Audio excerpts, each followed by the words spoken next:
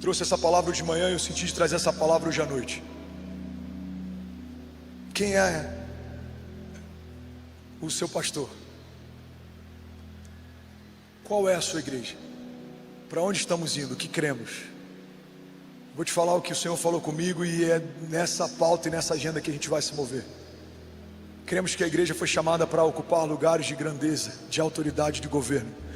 Cremos que a igreja é o sal da terra, é a luz que dissipa as trevas. Somos a resposta de oração de pessoas que ainda nem aprenderam a orar. Somos a resposta de mulheres que estão sofrendo maus tratos agora, mas o seu marido será transformado e a sua casa será transformada também. Somos a resposta de oração de crianças que estão sendo usurpadas na sua pureza, mas que serão tocadas por um movimento de adolescentes e de jovens cheios do Espírito Santo de Deus. Somos a igreja de Jesus, somos a agência dos céus na terra. Se você crê nisso, diga: eu e a minha casa pertencemos ao Senhor e serviremos ao Senhor todos os dias da nossa vida, em nome de Jesus. Sabe, a gente tem 2 anos e meio que está morando no Brasil, eu e a Kezinha. A gente não veio para cá porque era mais cômodo, pelo contrário, a gente veio abrir mão de um green card, de uma vida na América. A gente não está aqui porque fomos convidados para liderar essa igreja.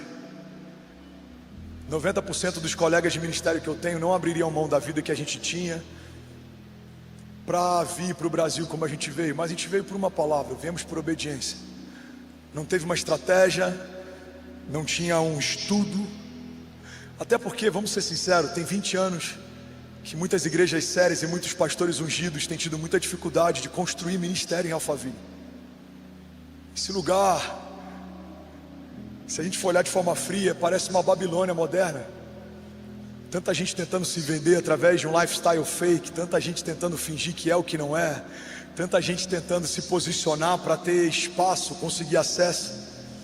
Essa terra era conhecida como um lugar onde muita gente fútil morava, onde muitas famílias com casamentos de faz de conta moram. Não é um lugar que fazia mais sentido para a gente viver uma onda de avivamento.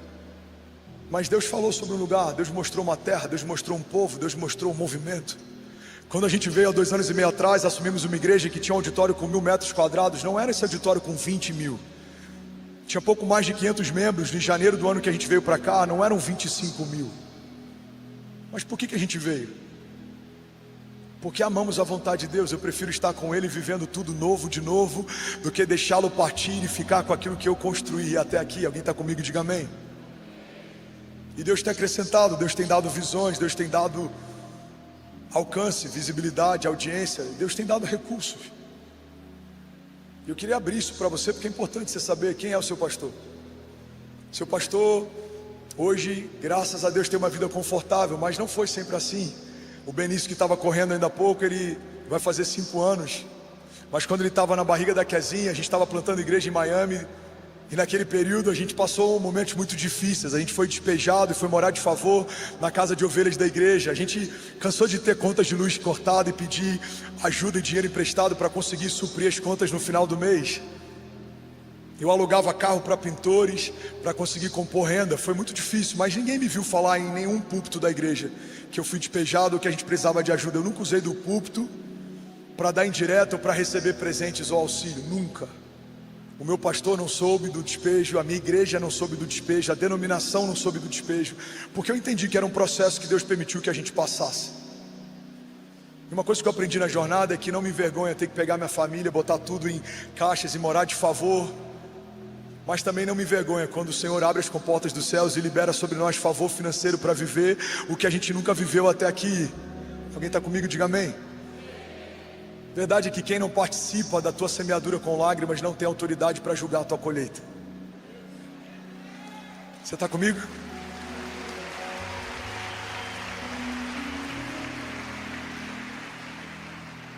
Então entenda isso. 17 anos, meu primeiro CNPJ. Meus pais faliram, quebraram. O CPF deles estava sujo. Eu fui emancipado com 15 anos e começo a assinar pelas empresas. Ainda menor de idade, eu lembro de processos em fórum que o meu pai, assustado de ter que participar, eu ia para representar a empresa. Com 20 anos eu estava casado, 19 era síndico de um condomínio com 600 unidades, com 20 e pouco já era pai, eu não comecei ontem. Existe uma história de sangue, suor e lágrimas para chegar até aqui. Então eu estou falando isso porque talvez para alguns gere confusão a prosperidade de um pastor, mas eu preciso que você entenda duas coisas. A primeira, um pastor próspero é mais saudável do que um pastor escasso. Se você está vendo coisas florescendo, se a igreja cresce e tudo prospera e o teu pastor não prospera, você precisa ter muito cuidado, porque provavelmente não estão tendo cuidado com aquele que tem alimentado a tua casa, liderado você e cuidado da igreja. Não faz sentido uma igreja próspera com um pastor passando dificuldade. Alguém está comigo? Diga amém. E se para você está tudo bem, talvez alguma coisa dentro de você precise ser reavaliada.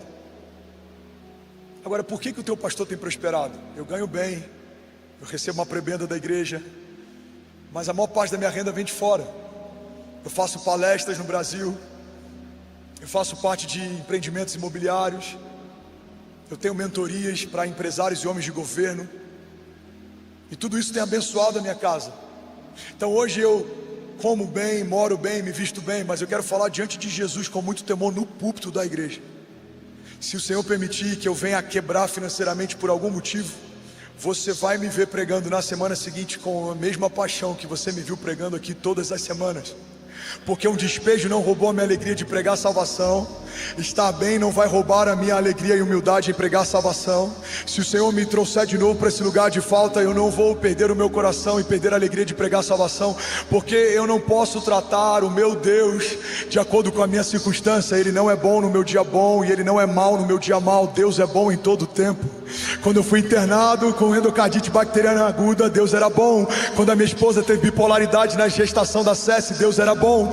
Quando eu fui despejado com o meu segundo filho no ventre da Kezinha plantando igreja, Deus era bom. Quando as portas do Brasil se abriram e Deus começou a nos prosperar através de multinegócios, Deus continua sendo bom. Quando a gente está tocando 12 milhões de famílias através do SBT, Deus é bom. Quando a mídia começa a levantar cortes para tentar deturpar o que pregamos e falamos, Deus é bom. Quando políticos estão revoltados com aquilo que Deus está fazendo, Deus é bom.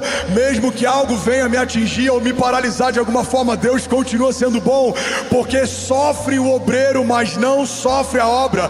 Ninguém para a igreja de Jesus. Ele continua sendo bom. Se o Senhor me mover daqui em algum momento, Ele continua sendo bom, a igreja continua de pé. Porque não é sobre a igreja do André Fernandes, é sobre a igreja de Jesus, que pela misericórdia o André Fernandes tem liderado nesses dias para esse tempo. Eu estou o pastor dessa igreja. Enquanto o Senhor me mantiver de pé, eu vou pregar o Evangelho enquanto eu posso. Nesse ano eu retomo os movimentos de cruzada. Dia 30 agora a gente retoma uma cruzada em Cajamar. Eu, Fernandinho, Alpha Music, Marcelo Marques, 25 mil pessoas sendo tocadas. Muletas vão ser levantadas, cadeiras de roda vão ser levantadas. Irmão, eu abri mão intencionalmente de todo e qualquer cachê, de toda e qualquer pregação. E isso já faz um bom tempo.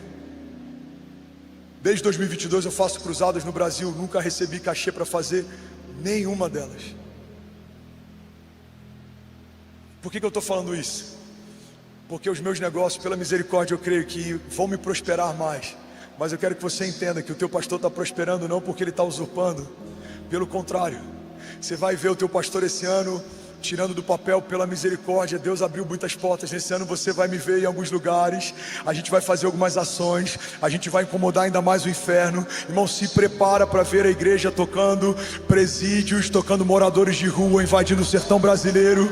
Mas se prepara também para ver o teu pastor tocando celebridades, empresários, homens fortes na nação. Porque eu acredito numa multiforme graça e numa igreja plural. O evangelho não é para o pobre, o evangelho não é para o rico, o evangelho não é para o branco, o evangelho não é para o preto, o evangelho é para toda criatura. Todos pecamos e destituídos fomos da glória de Deus, mas graças a Deus que Jesus veio e sangrou no nosso lugar e recebeu uma coroa de espinhos que deveria ser a nossa, e pelo sangue de Jesus nós fomos reconciliados com Deus e recebemos novamente acesso à sala do trono. Recebemos o espírito de adoção pelo qual clamamos Abba, Pai. Alguém comigo diga amém. Então vão dizer, a igreja tem área VIP. Não sei se você sabe, Eu quero de novo pedir perdão se você é visitante, mas esse é um culto hoje de doutrina, amém? Amém? Vocês estão entendendo para onde a gente está indo? Eu preciso falar em algum momento, e o melhor momento para falar com você é no domingo. Essa semana saiu uma matéria na Globo, Fé VIP, alguém viu? Aí eu recebo uma mensagem de uma pessoa de dentro da Globo, e ele fala o seguinte: Fernandes, a segunda matéria mais lida de todo o Grupo Globo hoje é a matéria falando da tua igreja. Só perdeu para a matéria do Trump. Virão novas. Entende uma coisa, irmão? Estava lá com o Neymar 2 dias atrás, ele falou: irmão, estou querendo ir com a Bruna num culto. Minha pergunta é: se o Neymar invade esse lugar, você acha que o culto continua normal? Todo mundo é maduro para conseguir cultuar sem querer pedir uma foto ou importunar? Ou você acha, vamos ser sinceros, que vai ter um monte de gente querendo impedi-lo de cultuar, acessá-lo para tirar uma foto e entregar a palavra? Alguém comigo aqui? Eu tive no culto essa semana, eu fui só para receber. Eu queria ir no banheiro, não conseguia andar. E eu nem sou famoso, mas dentro do ambiente evangélico, muita gente conhece, as pessoas vinham para dar testemunho, queriam tirar foto, queria que eu gravasse vídeo para o filho que estava em casa, queria que eu gravasse oração por alguém que estava doente. Eu não conseguia ir ao banheiro sem ter gente em cima, no meio do culto. Eu falava: gente, está no meio do culto. Agora não, tem gente, está no meio do culto. Uma liturgia sendo interrompida porque um pastor quer ir no banheiro. Vamos ser sinceros, gente, sem hipocrisia. A gente tem que saber se portar nos lugares que o Senhor nos colocou. A sua igreja, ela é grande a ponto de tocar pessoas que são muito difíceis de ser acessadas, mas ela é ainda maior para servir. Você já viu a sala que a gente tem de voluntários? Na matéria da Globo fala que fizemos a sala depois das reportagens. Não, isso é mentira. Essa sala já existe há 2 anos atrás. Ela só aumentou porque o número de voluntários aumentou também. Eram 500, agora são 3.000. Eu te desafio aí na sala de voluntários e falar que a gente não cuida bem de quem serve. Os voluntários são a maior riqueza da igreja. Se eles param, a igreja não se sustenta. Porque se um pastor prega, mas não tem ninguém te servindo, recebendo, intercedendo, cuidando dos seus filhos, organizando o estacionamento, transmitindo esse culto, cuidando do áudio, cuidando das luzes, como ouvirão a mensagem se tem um homem sozinho tentando pregar? Não, a igreja não é sobre um homem, a igreja é sobre um povo. É sobre um povo que ama servir, é sobre um povo posicionado, que chega cedo, que sai tarde, que participa de treinamentos, que se doa, que abre mão de tempo de descanso, que te serve. Tem gente intercedendo por você e você nem sabe. Enquanto eu estou aqui ministrando, tem centenas espalhados pelos campos, atrás do LED, em torno do prédio do Kids, orando pelo teu filho. Você sabia disso? Temos dezenas de policiais contratados à paisana, sentados. Talvez alguém do teu lado aí, um policial a serviço, você nem sabe. Mas além deles, temos dezenas de homens das Forças Armadas que servem voluntariamente. Polícia Civil, Polícia Militar, Polícia Federal, Exército, Aeronáutica, Marinha, servem voluntariamente a essa casa. Você sabia que a gente tem dezenas de atendimentos médicos todos os domingos? A ambulância recebe para trabalhar, porque é uma empresa contratada. Mas os médicos todos são voluntários.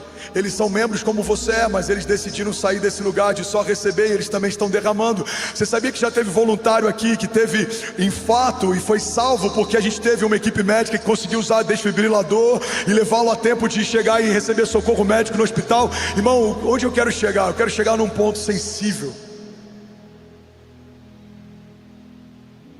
A igreja posicionada é poderosa, mas não dá para a gente esperar que o mundo entenda isso. Nem a igreja entende isso. Um amigo falou comigo esses dias, falou: cara, é triste ver que até os evangélicos estão... Ele escolheu 12 a dedo, um dos 12 vendeu por algumas moedas de prata. Não dá para a gente esperar a coerência dentro do gospel. Mas eu quero que a gente tenha um mínimo de coerência dentro dessa casa.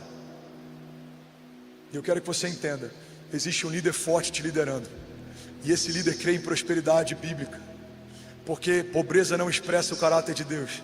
Pastor, você está dizendo que quem é pobre não tem Deus? Não, não é isso que eu estou dizendo.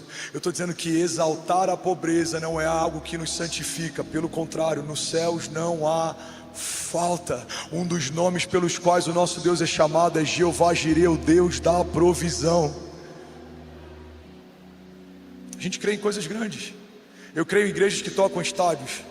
Eu creio em igrejas que vai tocar os novos homens que vão afetar a política brasileira. Eu creio em igrejas que vai empoderar tanto homens de negócios que você não vai querer ser um empresário qualquer. Você vai começar a sonhar em ser um líder do mercado. Irmão, olha para mim, guarda esse nome de Jesus.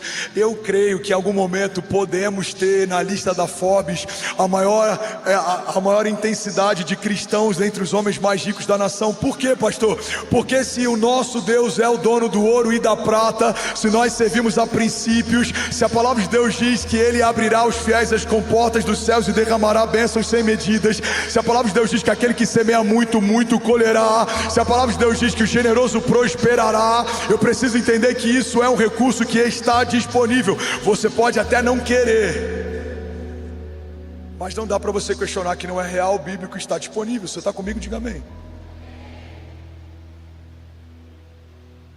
Eu sei que esse assunto gera muito desconforto para muita gente, mas a falta do entendimento sobre ele tem roubado muita gente também. Guarda isso aqui. Você consegue ouvir mais 5 minutos? Guarda isso aqui em nome de Jesus. Se você não quiser acessar a riqueza de Deus, isso não te torna mais santo. Em algumas linhas teológicas existe um voto que se chama voto de pobreza. Pessoas fazem um voto de pobreza crendo que isso gera um nível maior de santidade. Mas se isso é real, a gente precisa arriscar então, da galeria dos heróis da fé, Hebreus 11, homens que foram feitos prósperos por Deus, como Davi, como José, como Abraão. A Bíblia fala que Abraão foi tão próspero que começou a dar problema entre os pastores, porque os rebanhos eram muito extensos. A Bíblia fala que Abraão, no meio do deserto, saindo da sua parentela e indo para o meio do nada, foi tão próspero por Deus, ele foi feito próspero por Deus, que os povos ao redor dele começaram a temê-lo. A gente precisa arriscar da história.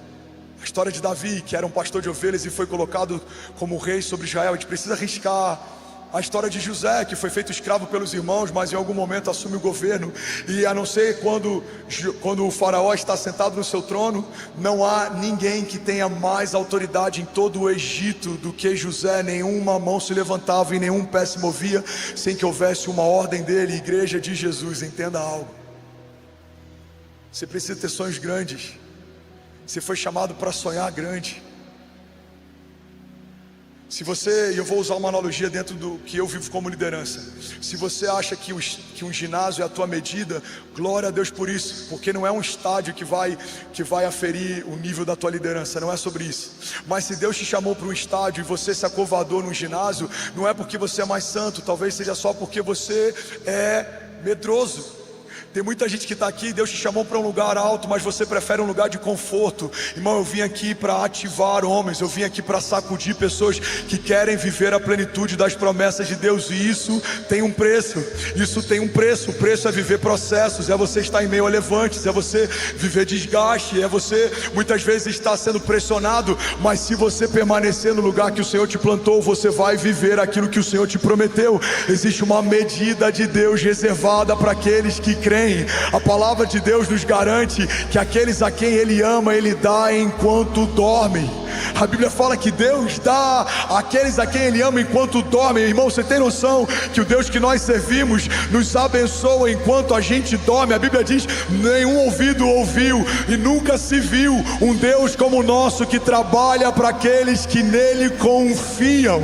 Então entenda isso, você e a tua casa precisam sonhar os sonhos de Deus, a medida de Deus, os limites de Deus. A gente tem que parar de olhar para a terra. A terra vai dizer: não é tempo de comprar, não é tempo de investir, não é tempo de avançar, não é tempo. Mas os céus estão dizendo algo diferente do que a terra está dizendo. Então, se você permanecer nessa casa, o líder dessa casa decidir ouvir os céus. Os economistas podem dizer: o Brasil vai quebrar. Se Deus me disser avança, eu vou dizer: igreja, vamos avançar, porque a nossa agenda não é uma agenda terrena. Quem nos move não são os indicativos da terra, são as palavras do céu. Deus tem algo preparado para aqueles que creem. Alguém está comigo? Diga amém. Então eu queria alinhar o nosso coração e deixar claro em relação a isso. Para resumir tudo, eu tenho andado com muitas seguranças, e os meus filhos também, porque a gente tem recebido muitas ameaças. Sequestraram um pastor numa cidade vizinha há 4 semanas atrás, e tinham as fotos dos filhos com uniforme escolar e vídeos da rotina das famílias. Então, me desculpe, mas eu vou proteger a minha casa e o meu bem mais precioso. Dentro do que eu posso, eu vou fazer o possível para protegê-los e guardá-los. Então não se constrange se me ver com seguranças no entorno. Não é porque o seu pastor está deslumbrado, é porque ele quer preservar a vida dele enquanto ele pode. Você está comigo? Diga amém.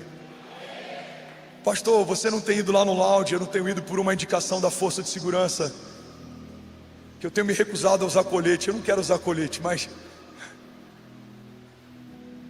é difícil também você estar nesse lugar em que você corre o risco de ser esfaqueado na tua própria igreja, porque algum abençoado quer calar a tua voz. E eu não estou aumentando, na verdade eu estou diminuindo bem para não assustar vocês, mas eu quero que você entenda, é para esse lugar que a gente está indo. Se você me vê prosperando, que isso não gere dor no teu coração, porque isso pode estar falando mais sobre o teu coração do que sobre o meu. De Deus não se zomba, o que o homem semear certamente colherá. Todos nós prestaremos contas. Eu tenho sonhado sonhos grandes, eu quero prosperar, eu quero crescer como você também. E o fato de ser ministro não me desabona do fato de também ser empresário e investidor. Eu creio que daqui a alguns anos, eu e a minha casa estaremos vivendo coisas que há 10 anos atrás a gente nem imaginava que estava disponível. Mas isso não tem que gerar dor em você, isso tem que te inspirar. Eu conheço um cara apaixonado por Jesus, que há tantos anos atrás estava despejado com a mulher grávida, e hoje ele tem prosperado. Deus tem dado visões e sonhos, Deus tem aberto portas, negócios, Deus tem colocado ele em mesas de príncipe. Grandes empresários da nação têm chamado ele para a sociedade, mesmo sem ele ter capital para investir. Por quê? Porque eles querem a bênção de um homem de Deus compondo um negócio que vai prosperar. Irmão, entenda isso, o que está acontecendo na minha casa é para que isso seja derramado sobre a sua, porque a unção que você honra, você usufrui. Amém? Você está comigo? Onde é que eu estava domingo agora? Eu estava em Los Angeles. O que eu estava fazendo em Los Angeles? Eu estava numa reunião a convite do Judah Smith em Beverly Hills, porque ele chamou 30 pastores da América Latina que estão fazendo história, e ele queria entender o que está acontecendo no Brasil, porque o que acontece em Alphaville, São Paulo, Brasil, chegou em Los Angeles, Califórnia, Estados Unidos. E aí, se a gente entrar nessa culpa, eu não vou para Los Angeles porque vão falar que Los Angeles... Não, irmão, eu vou para Los Angeles se o príncipe de Mônaco chamar, eu vou falar com o principado de Mônaco também. Se algum sheik em Dubai ou Abu Dhabi chamar, iremos até Abu Dhabi também. Por quê? Porque o Senhor tem chamado homens que terão acesso a mesas de príncipes, e nesse lugar nós pregaremos aos reis, como nós pregamos aos pobres também, porque o evangelho não é uma resposta ao pobre, o evangelho é uma resposta a toda criatura. Como ouvirão se não há quem pregue? Se lembra de Paulo? Ele foi preso, e aí ele é levado à presença do imperador. Se lembra de José? Ele foi preso, e ele é levado à presença de Faraó. Eu espero não precisar ser preso para isso, mas Deus, pela misericórdia, tem me colocado na presença de governadores, de faraós, de presidentes. Isso não imputa culpa, isso não deve gerar em nós peso. Você não tem que ter vergonha de ser grande.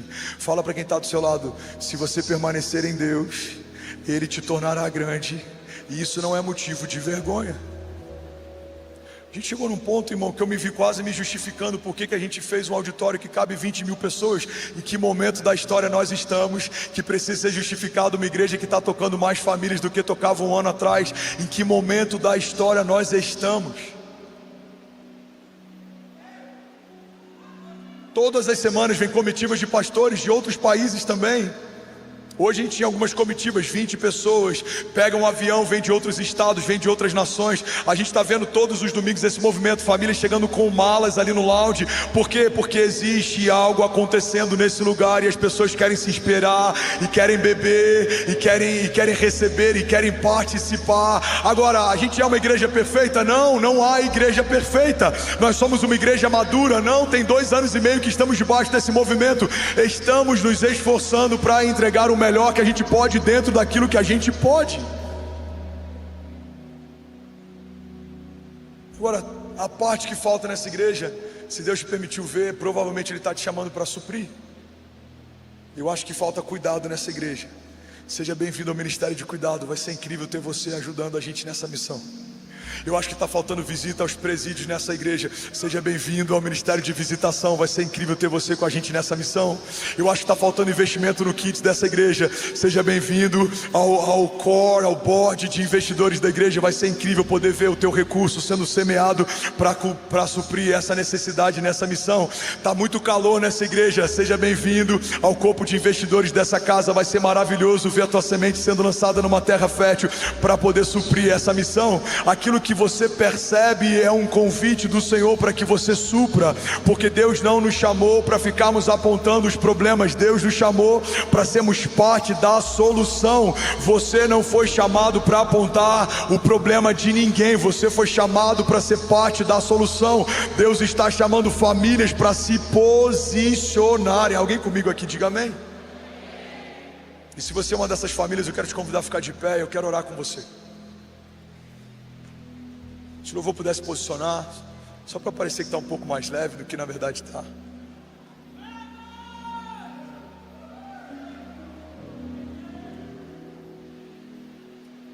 Eu ouvi algo do pastor Costa Neto que mudou a minha história. Vocês estão comigo? Ele falava o seguinte para o time dele: você pode até questionar minhas atitudes, mas não questione meu coração. Quando você vê o teu pastor em Brasília, ao invés de questionar, ora por ele. Quando você vê o teu pastor na casa de um jogador da Champions League, ao invés de questionar, ora por ele. Quando você vê o teu pastor acessando mesas que talvez algumas pessoas que você conhece não teriam esse acesso, ao invés de questionar, ora por ele. Você que é líder, quando vê uma igreja sonhando no estádio, mesmo que você não concorde ou não seja medida para a sua igreja, ou não seja aquilo que o Senhor te confiou, ao invés de questionar, ora por essa igreja. Porque a gente está no mesmo turno, a gente luta contra o mesmo inimigo, a gente tem um inimigo em comum. Não é a igreja contra a igreja, é a igreja contra o inferno. É a igreja contra o inferno.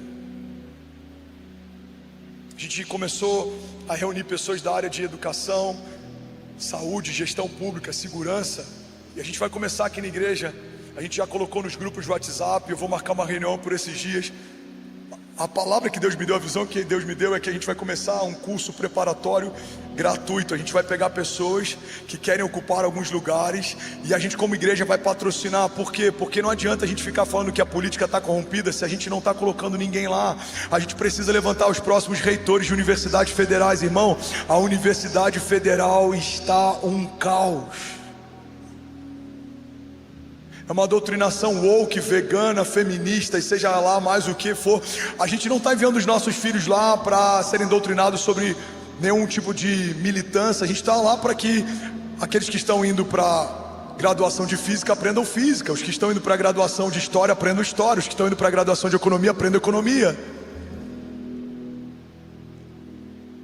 Mas quando que a gente muda uma faculdade federal? Quando a gente levanta uma próxima geração de reitores de uma universidade federal.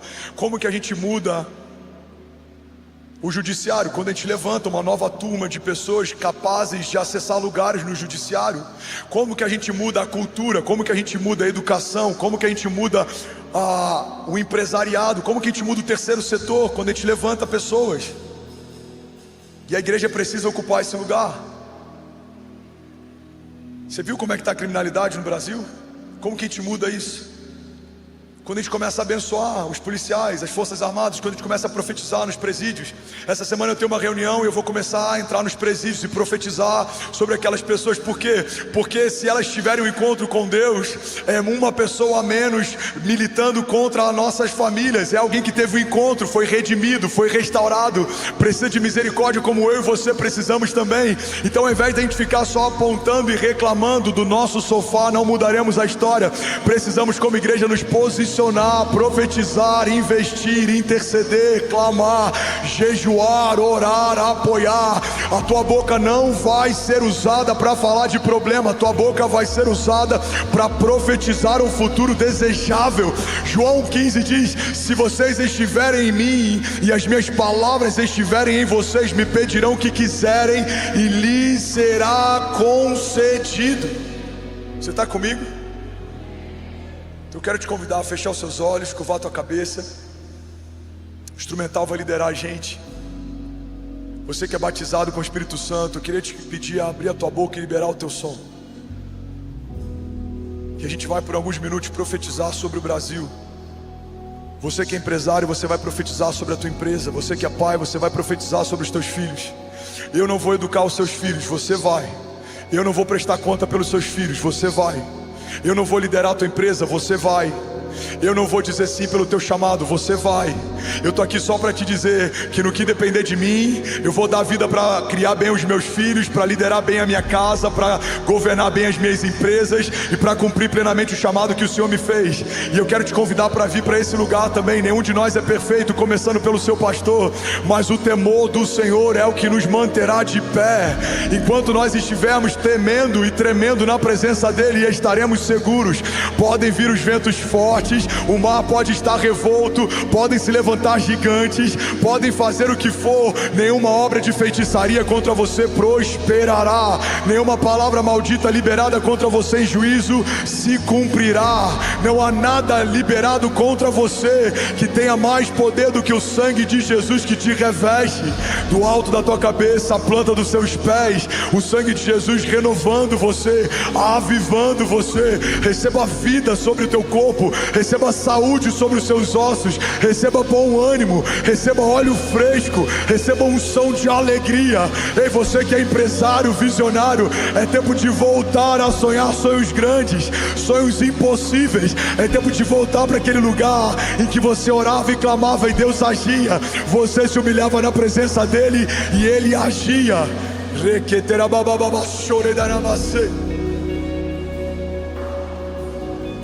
Mãe, não é tempo de desistir do seu filho.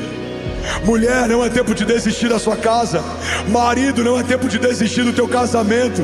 Empresário, não é tempo de desistir do teu negócio. Pastores, não é tempo de desistir do seu chamado. Jovens, não é tempo de fugir da nação. O Brasil deu errado, não, eu vou fugir daqui. Saiam enquanto há tempo, não, permaneceremos enquanto o Senhor nos der uma palavra para ficar.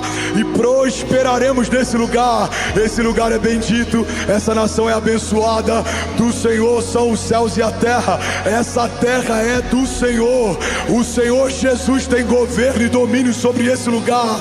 Brasil, nós reivindicamos toda promessa, toda palavra que o Senhor liberou desde a eternidade passada. Brasil, Brasil, Brasil.